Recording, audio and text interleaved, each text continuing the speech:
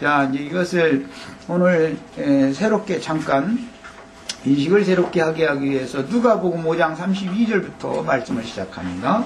자, 성경을 찾습니다. 누가복음 5장 32절 읽습니다. 누가복음 5장 32절 읽습니다. 내가 의인을 부르러 온 것이 아니요 죄인을 불러 회개시키러 왔노라. 이 말씀은 참으로 중요한 말씀입니다. 회개하시오, 회개하시오. 뭐 그냥 강압적으로 자연인들의 체계를 강요하는 그런 가르치는 자들이 이제 그런 것을 할 때 자연인의 체계를 잡고 이렇게 했는데 그것이 다 사실은 진정으로 성경이 말하는 회개를 한 것인가에 대한 의식이 없었다라는 거예요. 지난 시간에 이걸 강조해서 제가 말씀을 드렸어요. 주님께서는 의인을 부르러 온 것이 아니라 주님이 오신 것은 죄인을 불러서 회개시키러 오신 것입니다. 회개케 해주셔야만 되는 거예요. 주님께서 회개케 해주신 분명한 근거를 가지고 있어야 된다는 거예요. 자, 이제 그래서 회개케 해주십니다 라는 말은 주님의 이 말씀을 이제 사도들이 증거를 할 때 로마서 2장 4절로 5절 읽겠습니다. 성경 찾아 읽겠습니다. 확실한 근거를 갖고 말씀을 나가려고 그러는 거예요. 로마서 2장 4절로 5절 누가복음에서 사복음서에서 주님께서 하신 말씀을 이제 사도들이 영감을 따라서 이것을 해석할 때 이렇게 하는 거예요. 로마서 2장 4절 5절 읽습니다. 혹 네가 하나님의 인자하심이 너를 인도하여 회개케 하심을 알지 못하여 그의 인자하심과 용납하심과 길이 참으심의 풍성하심을 멸시하느뇨. 다만 네 고집과 회개치 아니한 마음을 따라 진노의 날 곧 하나님의 의로우신 판단이 나타나시는 그날에 임할 진노를 네게 쌓는도다. 그랬습니다. 자, 이 문장을 자세히 한번 살펴서 읽습니다. 혹 네게 하나님의 인자하심이 너를 인도하여 회개케 하심을 알지 못하여. 회개케 해주셨지만 사람이 의식하지 않을 수가 있다는 거예요. 그렇게 하면 하나님의 용납하심과 길이 참으심의 풍성하심을 멸시하기 마련이다, 인간이. 그렇게 되므로 결국 타락한 인간의 고집이라고 했는데 아집이단 말이죠. 아집과 회개치 아니한 마음을 따라서 진노일 날 하나님의 의로우신 판단이 나타나는 그날에 이 말 진노를 자기 스스로에게 쌓아놓기 마련이다, 이렇게 표현했어요. 예수님이 이 세상에 오신 것은 스스로 오신 것이 아니고 성경을 응하게 하기 위해서 아버지의 보내심을 받아서 오셨습니다. 오신 목적은 죄인들을 불러서 회개시키려고 오신 거예요. 그러므로 하나님께서 회개케 해주심을 따라서 회개한 분명한 근거가 있어야지 그냥 천연적인 사람들의 재계라고 지난 시간에 이제 살펴본 것처럼 스스로 부정한 일들을 멀리하고 심신을 깨끗이 하기 위해서 많이 뉘우치고 다시는 안 그러겠다고 작정도 해보고 그런 것을 수없이 했어야 다 그것이 하나님이 받으신 회개가 아니었기 때문에 구원을 이루는 회개가 아니었다, 이 말이에요. 명확한 증거가 있어야 되는 거예요. 이제 지난 시간에는 제가 사도행전 5장 31절 한 절 더 읽고 하겠습니다. 사도행전 5장 31절 한 절을 더 읽고 말씀을 나가겠습니다. 왜냐하면 오늘 우리 형제 자매님들 지난 시간에 지난 일요일날 제가 강조적으로 말씀을 드렸지만 뭔가 확실한 나는 이제 분명히 하나님의 회개케 하심을 받았다. 회개케 하심을 따라서 회개했다는 확실한 근거를 가지고 신앙을 출발하게 하려고 그러는 거예요. 신앙의 시작이 뭔가를 확실하게 해야 되기 때문에 그러는 거예요. 이게 불분명하면은 많이 쌓고 많이 이게 신앙생활을 오래 했어도 나중에 가서 허물어져 버릴 수가 있는 거예요. 믿음이 다 무너져 버릴 수가 있는 거예요. 그래서 이걸 확실하게 하려고 자꾸 하는 거예요. 사도행전 5장 31절 자, 같이 읽습니다. 이스라엘로 회개케 하사 죄사함을 얻게 하시려고. 이렇게, 이건 사도들이 예수님이 오셔서 내가 온 것은 예수님이 그냥 스스로 온 게 아니에요. 아버지 보냄을 받아온 거예요. 뭐 때문에? 성경을 응하게 하려고. 자, 그 말은 선지자들의 예언에 때가 되면 회개의 샘을 열어주겠다 예언을 했어요. 그 예수님이 오셔서 회개의 샘을 열어주심으로 회개를 했어야 되는 거예요. 이것을 이제 베드로 회개로 대표를 합니다. 자의적인 회개, 자연인들이 재개를 하는 것은 가룟 유다의 뉘우침으로 대표를 해요. 성경에는 회개라고 하는 것이 두 가지가 있다 이거예요. 베드로가 회개한 회개는 하나님의 받으심이 되었고, 가룟 유다도 뉘우치고 돌이켰지만 받으심이 되지 않았다 이거예요. 똑같이 돌이켰는데 왜 누구 회개는 받아주시고 누구 회개는 받아주시지 않았는가라는 걸 알아야 된다는 거예요. 이걸 정확하게 할 필요가 있습니다. 하나님께서 우리를 부르신 부르심이라는 것이 곧 우리로 하여금 회개케 하시는 것이었다 그 말이에요. 세상에서 우리를 부르셨다 표현을 많이 그렇게 하지만, 내가 죄인을 부르러 온 것이 아니라, 의인을 부르러 온 것이 아니라 죄인을 부르러 왔다 그 말은 회개시키려고 왔다 그 말이죠. 자, 그러니까 부르심이라는 것과 회개케 하심은 같은 맥락인 거예요. 부르신 목적은 회개시키려는 거예요. 자, 그런데 복음서에서 예수님은 부르신 자들, 회개케 하신 자들에 관한 말씀을 여러 가지로 표현을 하실 때, 지난 시간에 저는 현장에서 가늠하다 잡힌 여인에 대한 말씀을 이렇게 강렬한 어떤 인식을 하게 하기 위해서 그걸 강조적으로 말씀을 드렸지만, 여러 가지로 부르시는 내용이 있습니다. 첫째는 한 마리의 잃은 양 이야기가 아주 유명하죠. 한 마리 잃은 양을 자꾸 찾았다. 결국 찾아냈다. 그 다음에 잃어진 한 드라크마를 쓸고 찾았다.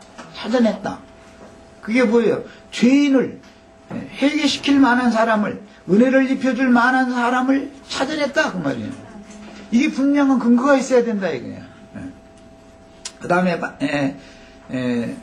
둘째 아들이 돌아온 이야기를 했습니다. 하나님께로 회개하여 스스로 돌이켜서 아버지 집으로 돌아왔습니다. 이제 세 가지로 예수님 누가복음에서 강조적으로 표현을 했습니다. 그러니까 회개케 하심을 받는 것은 사람에 따라서, 그 사람의 처해진 상황에 따라서 일률적이지 않다라는 것이죠. 어떤 사람은 어떤 상황에서 어떻게 부르심을 받고 회개케 하심을 얻었으며, 어떤 사람은 어떠한 상황에서 어떻게 부르심을 받고 어떻게 회개하심을, 그 은혜를 받은 거예요. 회개하시는 은혜를 받은 거예요. 그러니까 일률적일 수가 없습니다. 그러나 이제 요한복음에서는 이제 강조적으로 현장에서 가늠하다 잡힌 여인을 회개시킨 내용, 그거를 사면해 주신 내용으로 이제 말씀이 기록이 됐어요. 그러니까 사람마다 사람의 성향과 사람이 처해진 상황에 따라서 부르시고 회개케 하시는 것은 각각 다 다른 겁니다. 그러니까 나처럼 회개하지 않았다고 저 사람 회개하지 않았다라고 함부로 판단하면 안 되죠. 그 사람은 그런 처지와 그런 경우에 사람의 상태가 그렇기 때문에 그런 상황에 몰아넣고 거기에서 불러내신 거예요. 이런 주님의 부르심은 다양하다라는 것을 먼저 생각을 하셔야 되겠어요. 지난 시간에도 일단 제가 이제 말씀을 드렸지만, 보편적으로 세상 죄악 가운데서 내가 죄인인 사실도 알지 못하고 나름대로는 양심껏 살고 선하게 살고 이렇게 살았죠. 다들 다 그렇게 살았죠. 원래 무슨 살인을 저지르거나 무슨 간음을 행하거나 강간을 행하거나 도적질을 행하거나 꼭 그런 어떤 현장에서 간음하다 잡힌 여자와 같이 그런 특별한 경우에 처해진 상태에서 부름을 받은 것은 아니죠. 다 나름대로는 최선을 다해서 선하게 살고 의롭게 살다가 부름을 받은 거예요. 그런데 그것이 죄라는 것을 몰랐지요. 자, 이건 뭐냐? 모든 사람은 한 분, 하나님의 아들 예수 그리스도 외에는 의인이 없다라는 것을 기본적으로 몰랐다는 거예요. 아담의 혈통을 통해서 혈통과 육정과 사람의 뜻으로 난 첫사람은 누구든지 다 죄인이다라는 것을 성경으로 죄 아래 다 모든 사람을 가둬놓는 거 일단, 그리고 나서 갇혀져야만 그 다음에 자유 해방을 시킬 수가 있겠죠. 이미 죄에 대하여 자유한 사람들, 세상에 대하여 자유한 사람들에 대해서 어떻게 그리스도께서 오셔서 생명의 성경의 법으로 자유케 해주겠어요? 해방을 어떻게 시켜주겠어요? 그럼 일단은 죄 아래 다 갇혀야 되는데, 사람들이 죄 아래 갇힌다라는 말은 내가 죄인이라는 의식을 가져야 된다라는 말인데, 그런 의식이 없기 때문에 복음을 전파할 때는 모든 사람을 죄 아래 가두는 율법 말씀을 먼저 할 수밖에 없는 것이죠.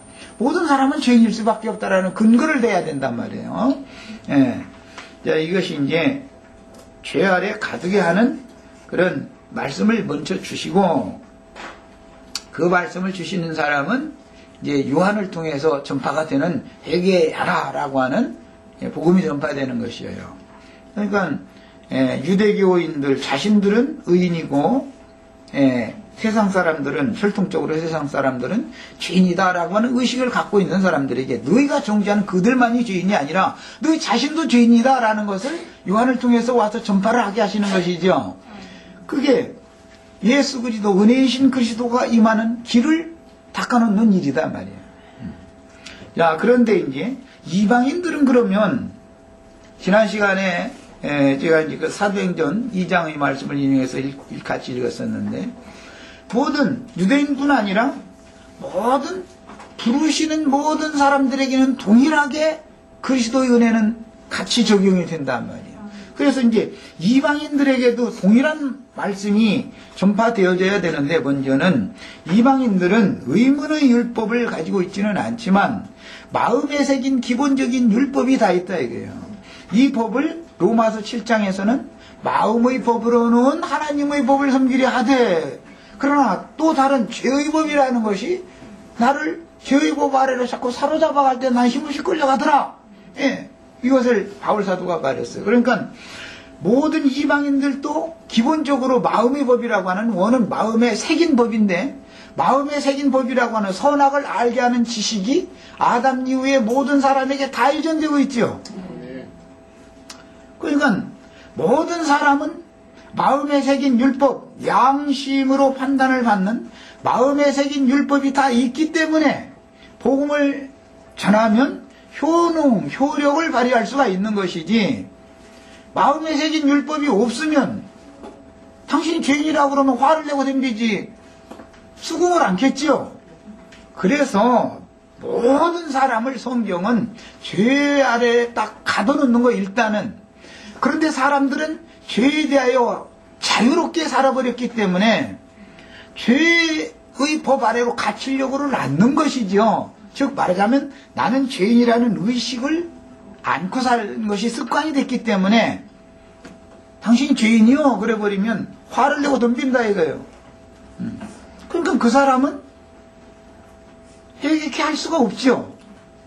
죄의 법 아래에 갇히지 않는 사람을 어떻게 회개케 해서 해방, 자유를 시키겠냐 말이야. 죄와 사망의 법 안으로 일단 사람을 딱 몰아가지고 딱 갖다 가둬놓고 나서 그 다음에 은혜의 성령, 생명의 성령의 법이 역사되도록 복음을 전파해서 해방시켜줘야 된단 말이에요. 그러면 이 사실이 확실한 근거를 가지고 신앙을 출발한 사람은 예수 그리스도의 은혜를 배반하지 않는다 이거예요.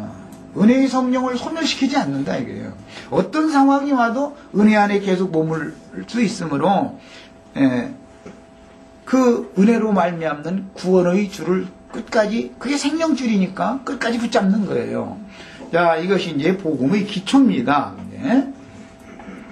자, 그래서 지난 시간에 이제 나눴던 말씀에 대해서 이제 오늘 더 이제 털을 더 분명하게 닦느라고 크게 네 가지를 다뤘는데, 하나는 속죄, 회개라는 것은 속죄가 있고 속군이 있다. 그런데 하나님께서 회개 하심을 따라 회개한 회개가 있고 자연인들의 재개라는 것이 있다. 인간의 스스로의 뉘우침이 있다 이거예요. 무언가 인간의 뉘우침이라는 것은 현행적으로 현상적으로 내가 뭔가 범과를 하고 나서 사단의 참수가 오면 뉘우치죠. 그렇게 뉘우쳤지만 그것은 기름은 3일 동안 뉘우쳐도 3일 동안 그걸 간직하는 사람은 없습니다. 왜 그러냐면 새 법이 기록되어 있지 않고 죄와 사망의 법, 선악을 알게 하는 나무실과의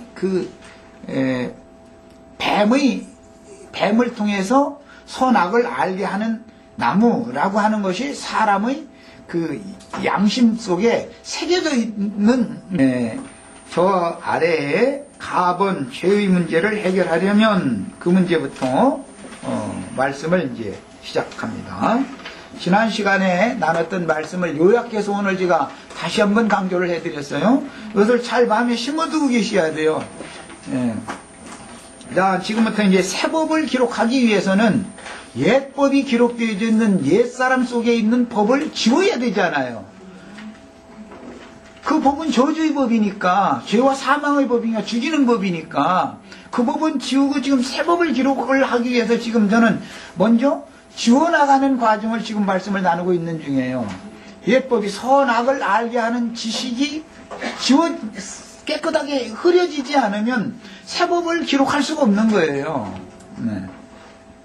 자, 가번 항목 읽어나갑니다. 죄의 문제를 해결하려면 반드시 복음을 듣고 영의 빛을 받아 마음으로 예수를 주와 그리스도로 믿어서 말씀 안에 흐르는 생수로 마음, 자신의 영혼, 이것은 이제 왜냐하면 속죄소지사가 필요해진 사람은 둘째 휘장이 치워졌기 때문에 성소와 지성소가 하나가 된 거예요. 그래서 이제 영혼이라고 그런 거예요. 그 영혼의 더러움을 씻음받고, 이것은 여러 번 우리 이제 읽었어요. 사도행전 15장 7절로 11절 사이에 보면 많은 변론이 있은 다음에 믿음으로도 구원을 받지만 율법을 또 지켜야만 구원을 받는다. 특히 이제 뭐 안식일과 할례를 받아야 되고 뭐 날짜 절기를 지켜야 되고 음식을 가려 먹어야 되고 이제 이 세 가지를 예루살렘에서 내려온 자들이 또 이제 또 가르치니까 많은 변론이 있은 다음에 베드로가 통 일어나서 하는 말이, 구원은 복음을 믿음으로 말미암아 은혜로 받는 줄을 믿노라라고 확정적인 말을 딱 했죠. 그래서 오래전부터 나를 택해서 복음을 전하게 해서 사람들로 하여금 우리가 전파하는 이 복음의 말씀이 믿음의 말씀이 되어져서 믿어진 사람들에게 하나님이 은혜로 값없이 복음을 믿은 사람들의 영혼, 마음을 깨끗이 씻어서 은혜로 말미암아 구원을 얻게 하는 것을 우리는 믿는다. 나는 그것을 믿는다라고 아주 확정적인 말을 했어요. 자, 이것이 신약복음의 근거가 되는 거다 이거예요. 왜? 베드로에게 맨 먼저 유대인에게든 이방인에게든 복음을 맨 먼저 전하는 위임은 베드로에게 맡겼죠. 그러니까 베드로가 먼저 그 말을 해야 되는 거예요. 이방인이든 유대인이든 모두가 다 오직 우리가 전파하는 말씀을 믿을 때 마음이, 영혼이 깨끗게 씻어짐으로 인해서 하나님께서 값없는 은혜로 부어주신 그 은혜로 말미암아 구원을 얻는다라는 확정적인 이 근거가 딱 있어야 되는 거예요. 네. 자, 그런데 이제 주님께서 이 말씀을 베드로에게 이렇게 하셨던 것은 요한복음에서 주로 하신 말씀인데 13장에서 15장 사이에 요약해서 제가 말씀을 드리자면, 예수님께서 겉옷을 벗으시고 허리에 수건을 두르고 대야에 물을 뜨다가 제자들은 이제 발을 씻겼는데, 뭐 저 아래 막둥이 것도 씻겨왔던가 보죠. 이제 맨 나중에 이제 베드로의 차례가 된 거예요. 그러니까 내가 주님의 발을 씻어드려야 되는데 주님께서 내 발을 씻느냐고 그랬다는 거예요. 그럼 베드로가 주님의 발을 씻으려고 하는 것은 요한의 회개죠. 그러나 예수님은 야, 내가 네 발을 씻지 않냐면 너와 나는 아무 상관이 없어 그랬어요. 그러니까 난 주님 그래요? 그러면 내 발만 씻어주시지 말고 아주 그냥 온 몸을 다 씻어주세요. 이제 이랬어요. 그러니까 그래 너희는 이미 내가 가르쳐준 말로 목욕을 했으니 전신이 건전하고 전신이 다 깨끗게 됐으니까 앞으로는 너희는 발만 수족만 씻으면 손발만 씻으면 된다. 그랬어요. 야, 그러니까 이제 전신을 건전케 온 몸을 목욕해서 깨끗하게 씻는 것을 속죄라고 그런다 이 말이야. 속죄. 지성소제사가 완전히 필요해야 된단 말이에요. 그 다음에는 끝까지 뭘 해야 되는 거예요? 이제 속건제사를 손발을 계속 씻는 거예요. 남은 인생 전 기간 동안에. 야, 그러니까 우선은 예수님이 이 땅에 오셔서 회개케 해주셨다. 그 말은 전신을 건전케 해주는 회개를 시킨 것을 말하는 것이다 말이야. 전신을 건전케. 이것을 속죄소의 제사가 필요해졌다. 이렇게 말해요. 셋째 하늘에 뿌려진 피다. 이게 그리스도의 피다. 이거예요. 금성을 기본적으로 항상 들을 줄 아셔야 된다는 거예요. 그 다음에 전신을 온몸을 건전케 함을 받은 다음에는 그 사람이 여전히 그렇다고 해서 죄가 없어진 것이 아니라 깨끗게 씻어 놓고 나서 말씀을 심어서 살려주는 말씀을 영과 생명의 말씀을 심어서 거듭나게 만든 다음에 그 거듭난 생명은 죄와 대적해서 싸워서 이기게 하는 생명이단 말이에요. 야, 그러니까 그런데 죄와 대적해서 이기는 게 아니라 죄에 대하여 자유케 해서 자유롭게 살던 옛 습성이 완전히 아직 끝나지 않을 수가 있다 이거예요. 완전히. 왜? 여전히 죄가 거하는 육의 몸을 입고 이 생애를 살고 있다 보니까 혈 속에는 죄의 근본 생명인 혈기라고 하는 것이 여전히 그 독과 천연적인 짐승의 피로 상징되어지는 아담의 그 혈통을 이어받은 그 피 속에는 죄의 생명이 유전되고 있다 이거예요. 그래서 그 죄의 생명 속에서는 늘 분냄과 악독과 미움과 수근수근함과 그 다음에 간교하고 간사하게 거짓과 사위, 속임, 술수 이런 성분이 그 속에 계속 흘러오고 있는 것이다 이 말이에요. 모든 사람 속에는 아니 내 피 속에는 그런 것이 없어요. 그러면은 나가셔도 되고 예수 안 믿으셔도 되니까 내 피는 예수님의 피와 똑같아요. 그러시면은 복음을 들을 필요가 없지요. 그러나 근본적으로 내 피 속에는 이 혈통을 유전받은 나의 피 속에는 모든 악독과 간교함과 간사함과 거짓과 술수와 사위와 이런 것들이 흐르고 있다 이거예요. 이게 인간의 이 타락한 인간의 피라는 건 짐승의 피로 그려서 상징하는 거예요. 짐승을 잡아먹으라고 그러는 때는 짐승의 피를 완전히 말같이 물같이 땅에다가 다 쏟아버리고 흙으로 그걸 덮어야 된다 이런 거예요. 예. 그러니까 나의 피는 전혀 깨끗하지 않아요. 세상 없는 사람도. 다만 그 피와 혈통과 육정이라고 그러는데 육정, 사람의 살 속에는 각색 정욕들이 또 여전히 유전되고 있어요. 뭐 이런 얘기는 제가 구태 설명하지 않아도 알 거예요. 젊은 청년들 어릴 때는 몰랐는데 청년이 되면은 사랑하는 남자가 생기면은 자꾸 서로 접촉하기를 원하는 욕정이 생기죠. 뭐 청년들 에이 나는 안 그래요. 그러니까 나는 그냥 혼자 살 거예요. 그러면 뭐 할 수 없고 뭐 그렇다면 거룩하게 혼자 살면 되죠. 그런데 때가 되면 이상하게 여자끼리 살을 부딪히면은 싫어. 거부 반응이 오지만 사랑하는 사람이면은 이상하게 자꾸 접촉하기를 원해요. 육정이라는 것이 있어요. 그래서 살과 살이 마주치면 뭔가 흘러가는 것이 있단 말이에요. 누구에게나 있어요. 그런데 그것을 하나님이 이용하는 거예요. 그것이 아예 없으면 큰일 나죠. 다 그거 없으면 복음을 위해서 나는 원래 그렇게 고자로 태어나게 했습니다. 그러면야 그냥 그렇게 그냥 복음만 좀 하고 사시면 되지만 자연인으로 태어나게 한 사람은 억지를 쓰면 안 되는 것이지. 거짓말한다고 이게 통하는 것도 아니고 하나님 못 속이는 거니까. 혈통과 육정 속에는 모든 악독과 각색 정욕들이 거기에 있고 간교함이 거기에 다 흘러나오게 돼 있어요. 유전돼요. 야, 그러니까 모든 사람은 필연적으로 죄성이라는 것이 유전된다 이 말이에요.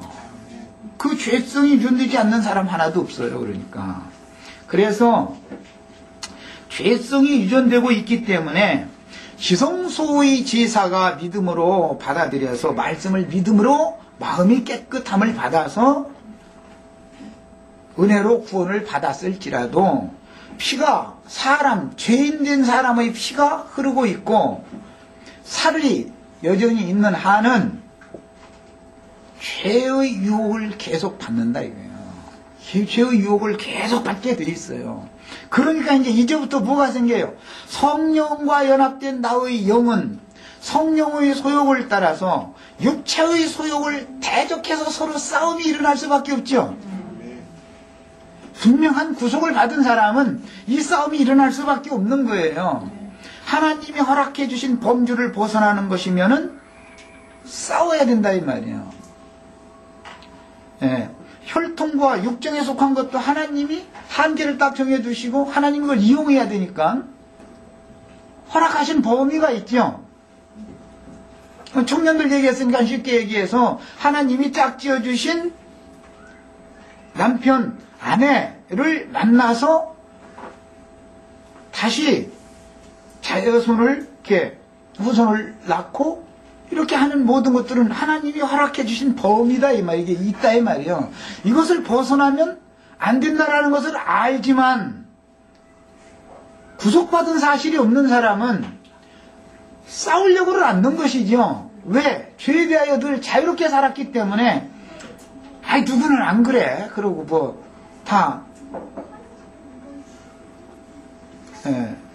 자꾸 뭔가를 탈거하려고 그러고 그게 뭐예요? 피 속에 흐르고 있는 간교함이 자꾸 뭔가를 죄와 타협을 자꾸 하게 만들고 이제 궁극적으로는 아이 그래도 이건 한 번만 그러는데 한 번이 10번 되고 10번이 100번 되고 100번이 하나님이 이제 죄가 자꾸 장성하면 하나님이 버리고 떠나기까지 죄에 대하여 아주 자유로워져 버린다 이거예요. 그리고 나서는 맨 나중에 하는 말은 털어서 먼지 안 나는 인간 있나? 나나 그 사람이나 뭐 다 똑같이 이렇게 가버린다 이거죠. 이것은 뭐예요? 죄에 대하여 너무 자유롭게 살던 습관이 그 사람을 조성시켜 놓고 있다 이 인격을. 그러니까 싸우려고는 않는 거예요. 그런데 예수의 생명은 이기는 생명이다. 죄와 싸워서 이기는 생명이다. 아멘. 세상을 이기는 생명이야. 율법의 저주를 이기는 생명이야. 네.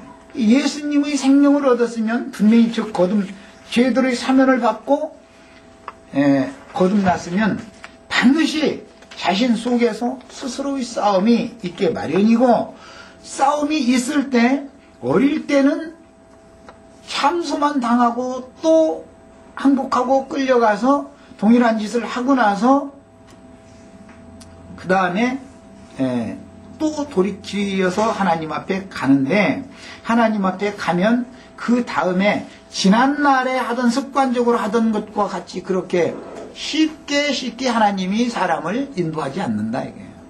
어디로 인도해? 하나님 자신께로 인도를 해야 되니까 회개케 해서 하나님 자신께로 거룩하고 이루으신 완전하신 하나님께로 인도를 하셔야 되기 때문에 그 다음에는 아주 엄격한 징벌을 가하기 마련이다 이거예요. 죄사함을 받은 그 다음에 거듭난 사람은 현상세계에서 그 버릇을 끝내지 않으면은 죽여놓는 거, 세상 말로 죽여놓는 거예요.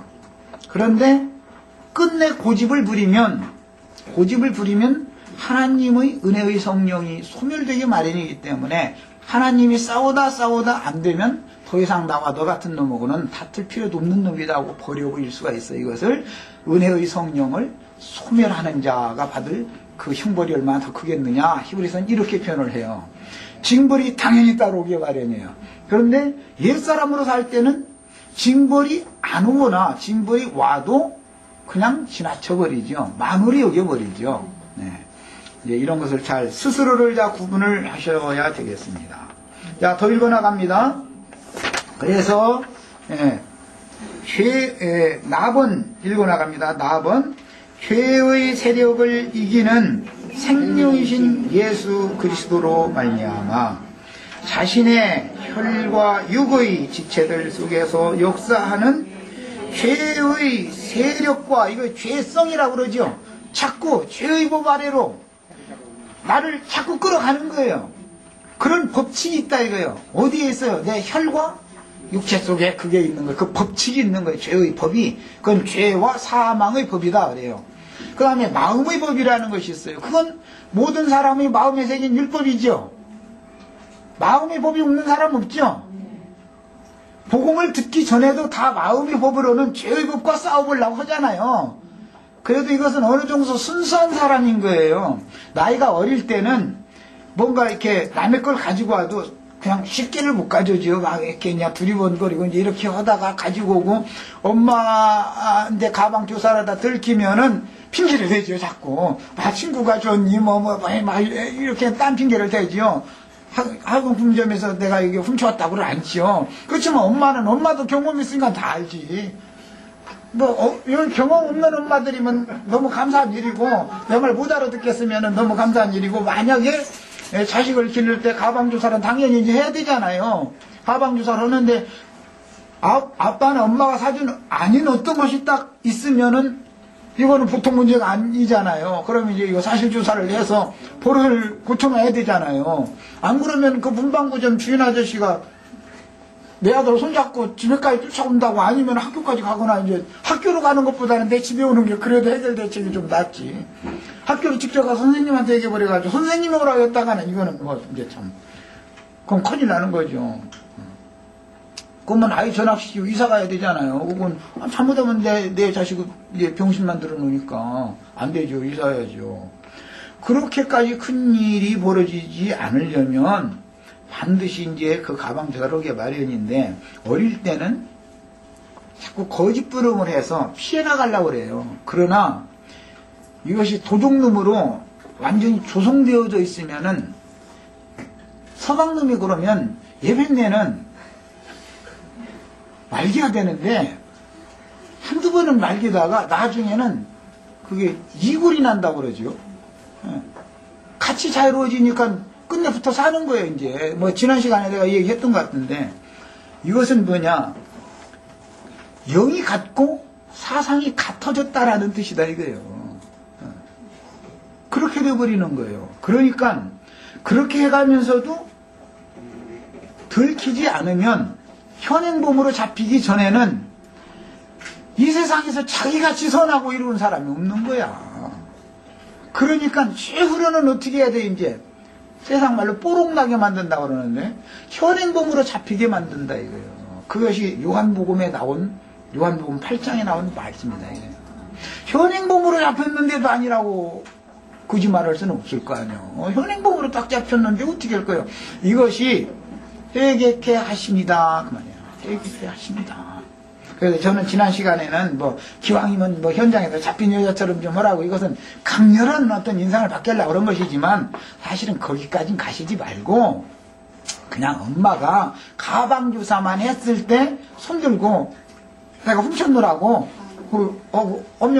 훔쳤노라고 하면은, 그 값을 엄마가 갖다 갚아줘야 되는 거지. 저는 지가 돈도 없고 저는 대책도 없잖아요. 죄를 해결할 수 있는 능력이 없잖아, 저는. 그렇다고 훔친 물건, 그 물건 된 것도 물건으로 갖다 물려줄 수는 없는 일이고, 어차피 그 물건 엄마가 가서 이제 돈으로 갖다 갚아줘야 되는데, 회개하면 해결 대책이 나오는데, 회개를 안 하니까 이게 문제다 이거예요. 우리 주님께서는 우리의 모든 죄 값에 대해서 얼마든지 지불을 다 하실 수 있죠. 그런데 돌이키지 않고 자꾸 속이려고 그러면은 그 죄 문제는 영 해결이 안 된다라는 말이에요, 결국은. 야, 이제 이런 것이 복음의 기초입니다. 그 다음에 모든 읽어나가겠습니다. 죄의 세력과 모든 약한 것들을 이기는 자가 되어서 생명으로라고 그랬는데, 이 생명은 영원한 생명을 말하는 거예요. 조예라고 그러죠, 신약에서는. 히브리어는 그 이제 하얀데 신의 은혜로 임하는 영원한 생명이다 이거예요. 신의 생명이다 이거예요. 신의 생명은 예수님의 피지요. 죄인 짐승의 생명은 모든 부정한 짐승들의 생명은 우리들의 살과 우리들의 피지요. 그래서 속죄 회개에 관한 말씀하실 때 속죄 제사에 관한 말씀을 레위기 16장 하신 다음에 레위기 17장으로 이어지면 짐승 잡아먹는 얘기를 한 거예요. 그래서 우리도 지금 순서대로 말씀 나가는 거예요. 그런데 그 말씀 사도행전 10장에 보면 베드로 보고도 모든 부정한 짐승들 잡아먹어라 그랬죠? 그럼 이제 나는 부정한 짐승이 아니라고 하면 이거는 이제 안 통하는 얘기죠. 우리 형제 자매님들 다 복음에 의하여 잡혀 먹혔다라는 건 이제 회개했다라는 말인데 성경대로 회개가 되어져서 주님의 받으심이 되었다. 그 영혼을 받아주셨다. 그 말이에요. 이것은 신의 은혜로 임한 예수님의 핏뿌림을 받았다라고 표현한단 말이에요. 왜? 예수님의 핏뿌림을 그러면 이제 핏뿌림 얘기도 피를 그럼 어떻게 뿌리느냐? 예수의 피는 예수의 생명인데 생명의 말씀을 증거하는 사도들, 복음 전하는 자들, 선지자들을 보내서 복음을 전하게 하실 때 그 말씀을 아멘 하고 영의 깨달음을 받아가지고 아멘 그 얘기가 바로 내 얘기네요 하고 믿음으로 받아들이면 핏뿌림을 받는 거지요. 이제 잡아먹히는 거예요. 부정한 짐승이. 그런데 먼저는 짐승의 피를 쏟으라 그랬는데 이것은 자백하고 토설하고 해서 타서 옛사람의 모든 생명을 다 죽음에 넘겨라.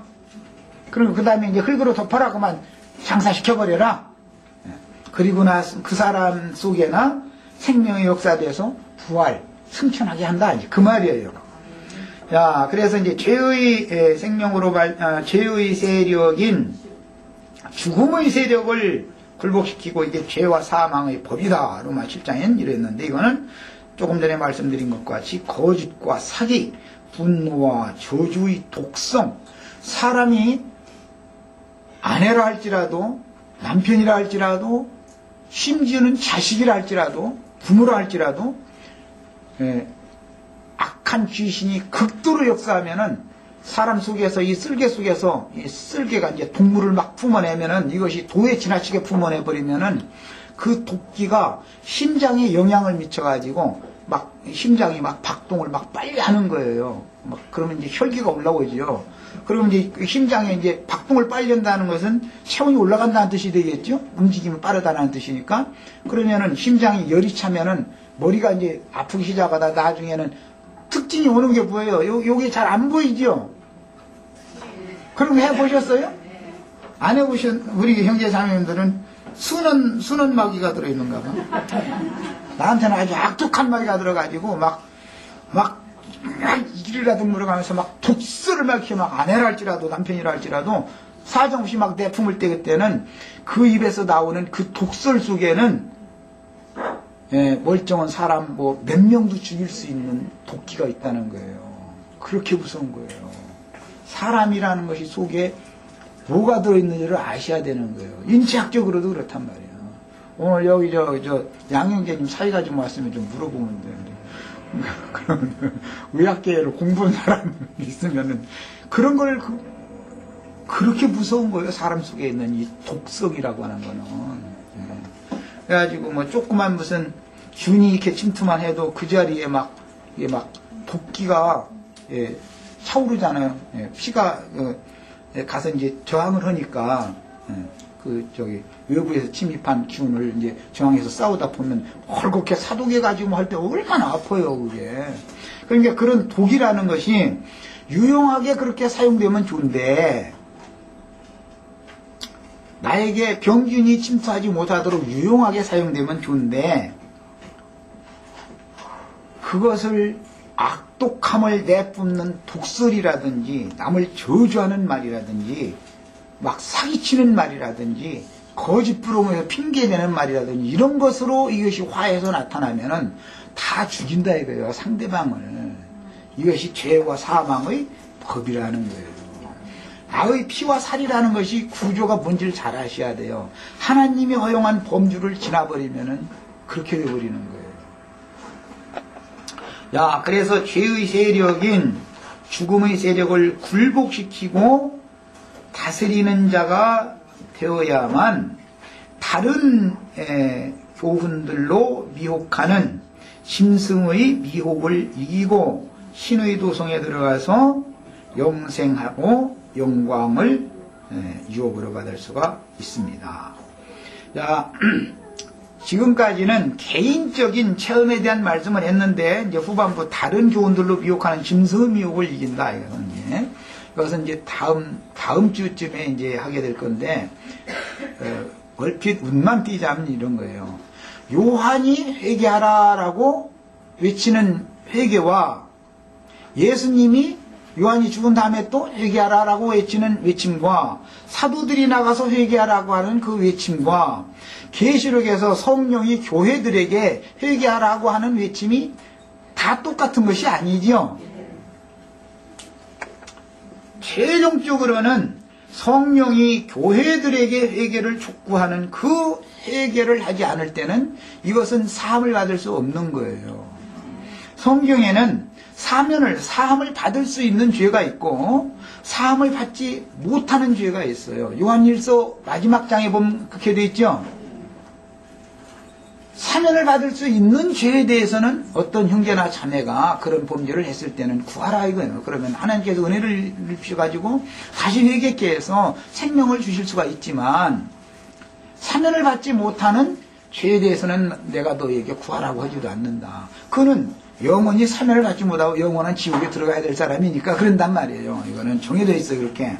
그래서 최종적으로 개인적인 죄얼들의 문제는 사면을 받을 수가 있지만 무슨 죄라도 어떠한 죄들이라도 사면을 받을 수가 있지만 성령이 교회들에게 회개를 촉구하는 회개를 하지 않는 경우, 즉 성령을 거스리는 죄는 사면을 못 받는 거예요.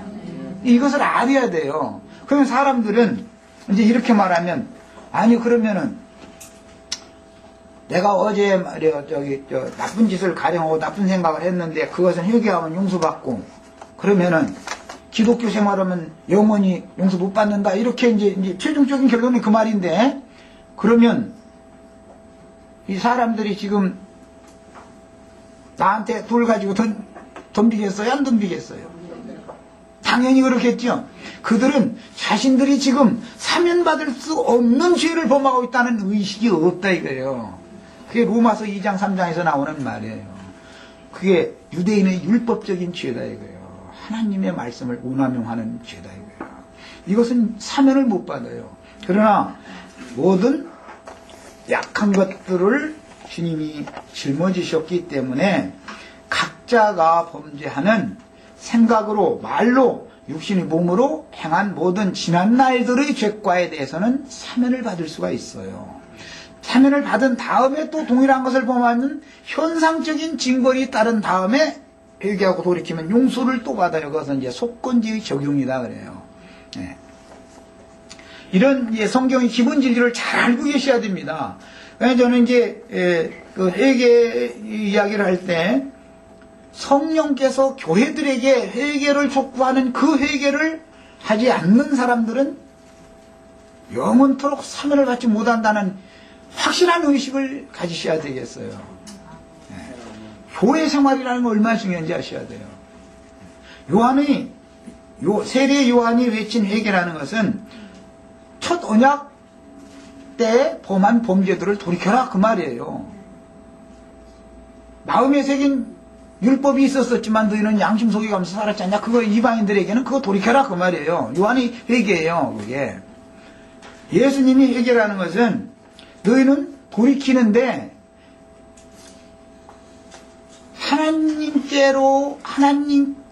하나님께 대한 회개와 너희를 사면해 주러 온 메시아는 나니까 내게로 돌이켜라 라는 건 예수님이 요한의 회개를 외친 다음에 요한이 죽은 다음에는 이제 예수님이 나가서 돌이켜 회개해라 그러죠.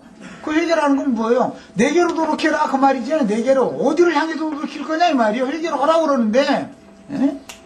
내가 어제 뭐 잘못한 것에 이렇게 자의적인 재개를 하라는 말이냐? 요한의 회개는 그것이잖아요 지금. 그러나 그것은 완전히 하나님이 받으시는 회개가 아니니까 너희는 내게로 돌이켜라. 그래야 나는 용서해 줄 수 있다. 너희를 용서하는 메시아로 그리스도로 내가 보냄을 받았으니까 너희는 다 내게로 돌아서라. 그 얘기를 하는 거지. 예수님이 회개하라 그 말이에요.